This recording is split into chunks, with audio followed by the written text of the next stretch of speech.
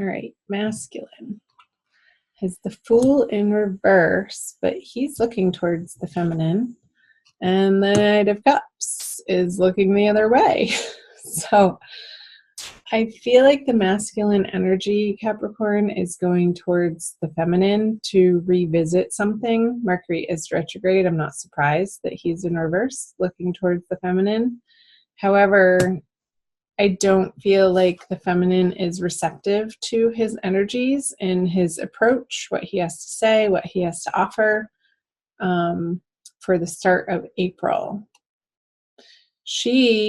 I feel like the feminine energy is looking out to other prospects, like keeping her options open. She's not saying no to him. I feel like she has one ear turned to listen, like, oh, okay, the masculine's trying to communicate something here.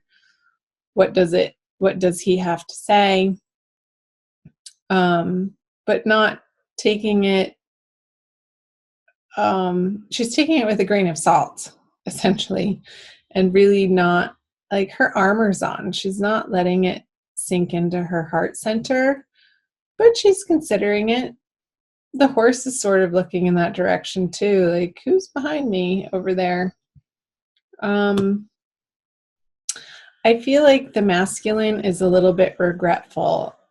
However, the way that he's approaching the feminine isn't quite in the way that she would want him to be, for her to completely turn this horse around and start running back into his direction. So let's see what's in his subconscious energies. The Hermit in reverse. Let's see hers. The 10 of Pentacles. So yeah, this is what the feminine wants to create and have and manifest and be living in, this full, abundant, glorious, sharing, family, fun atmosphere. And so this is operating in her subconscious of why she's turning around, because he's coming with this information, like he's done this internal work and ready to present it to her. I want to make sure you can see that. And it's like the time for that isn't quite over, masculine. The Hermit card in reverse in your subconscious is like, yes, you've made progress. Yes, you've done some inner work. But with it in reverse, it's almost like not quite in the ways that have stuck, like in your everyday habits and patterns. Let's see what's going on in the conscious mind. Interesting. Virgo masculine just got that in his subconscious. So you might want to cross-watch the Virgo reading, Capricorn. This is the Matriarch card. Here's my deck from the Smith-Waite Centennial Edition tarot deck that I'm using. And it's an additional artwork piece that is the Matriarch card. So I'm getting that the masculine wants to be taken care of by the feminine.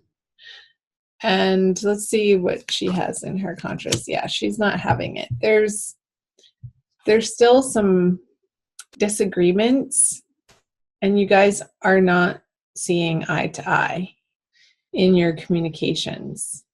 It's like he's coming at her from this old paradigm of wanting the feminine to fulfill this role for him.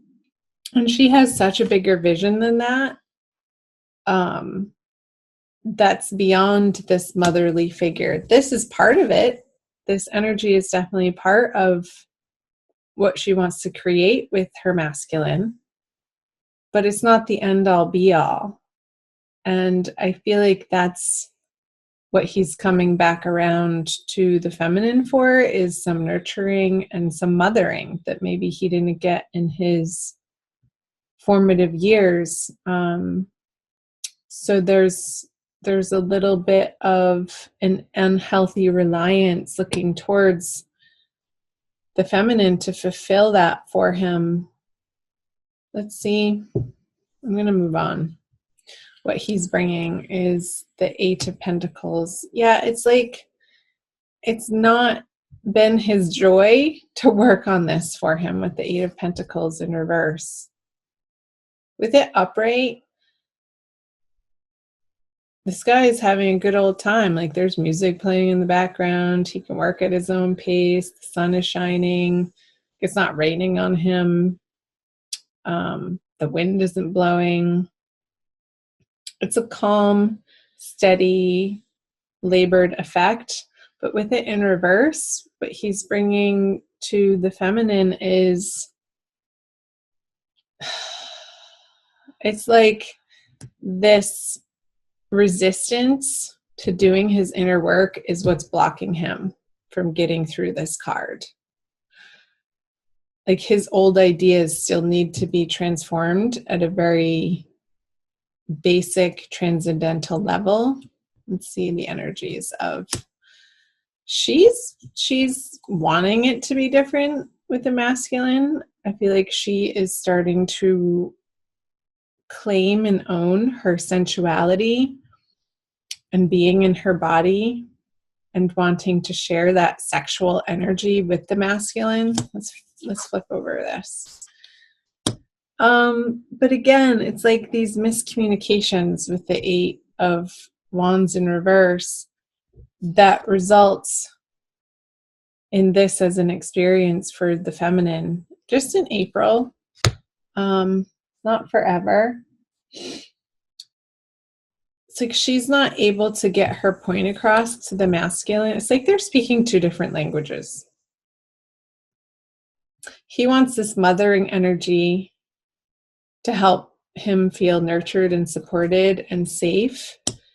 And she wants something sort of totally different. She wants her masculine to come at her with this passion and meet her on this level of playfulness and fun and adventure.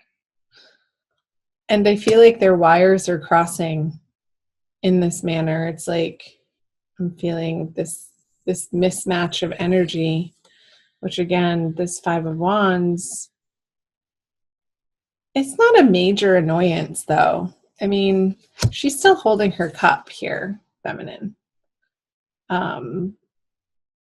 So she's really not, I mean, there's a little bit of an effort on her part, but once she sees that it's met with this resistance from the masculine, she's not, I don't feel like she's pushing forward. It's almost like it's this push-pull energy. Like parts of her wants to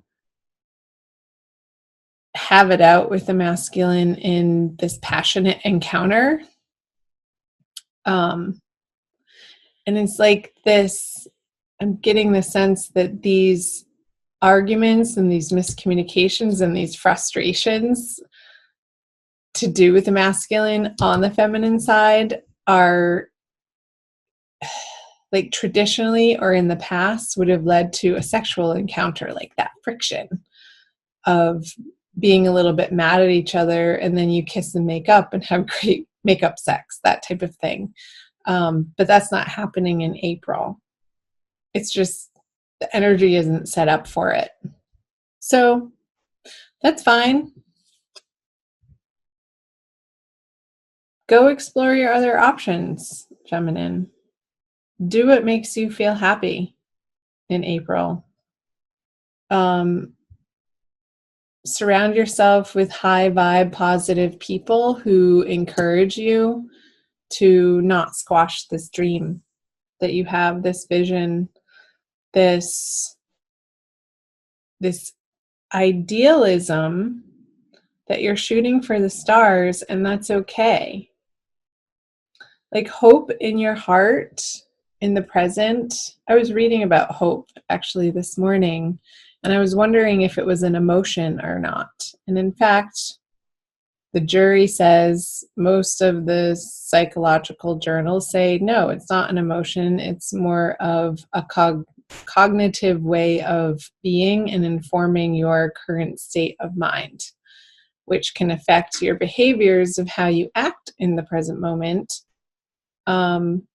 So keep hope for this vision for yourself, this abundance, this comfort, this overflowing prosperity that you will one day create with your masculine. So, because that's going to only elevate you in your experience of what you're capable of right now. And that's the most important, of your experience right now and what you're holding in your heart, how you regard yourself from moment to moment, the internal conversations that you have with yourself. And just let the masculine over here cycle back through to, and I feel he is going to, towards the end of the month, go on this inward journey again. All in due time. You can't force him to. Period. Let's pull an additional card for you. Oh, I don't know. I think this one. The Rumi Oracle by Alana Fairchild. It's a little glary. For an additional message for my dear Capricorns, thank you for watching. Like and share and comment below. Again, find me on Instagram and Facebook. Follow me over there. Join the Ananda tribe. Ooh la la. From nothing to everything. Number 16. I will read you the poem. Let's see how much time we have. But we're good. Okay. Oh, my friend, if you're longing to be written on, become a blank page. Rumi. Have you been shedding your skins, your layers, your certainties? Gone are fixed identities and definite opinions. Keep casting those shackles aside, even if you fear you're releasing too much, and then perhaps you shall cease to exist. You shall only cease to exist as you have known yourself to be thus far. Another emanation of you awaits, blazing angel, something more beautiful and true. Yet here you are at the pruning stage, like a gardener for the soul. Shall the garden spring back to life, or will the enthusiastic denuding process be rather too much and unintentionally kill off the garden altogether? Fear not. Your soul is made of hardy stuff. It can handle a lot of culling and will shine even brighter for it. There is a greater story to be impressed upon your essence than the one you are currently dreaming up. Though you are brilliant, no doubt about it, my angel of love, there is one who is even more so. The imagination of this great writer is beyond our comprehension. The stories that pour forth from that cosmic poet in every moment are so rich, they inspire the creation of art and music. One such story is especially created for you. Yes, you. With a starring role in all the best supporting cast. You shall gasp in wonder, awe, glee, and delight when you hear it. It is a great romance, a great adventure, with an ending truly spectacular and divine.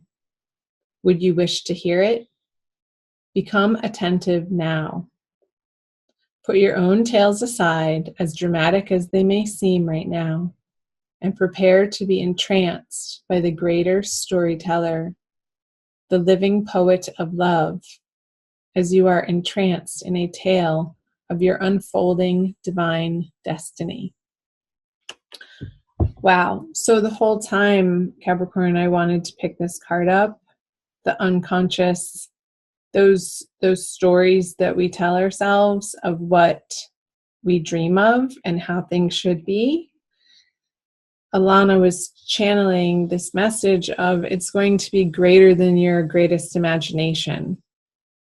So don't be disappointed that this isn't coming to fruition right now, because a greater story is being written for you to experience in your future that you can't see yet. So trusting in that process, trusting the divine Mother God is the way. Keeping that hope in your heart and your faith strong.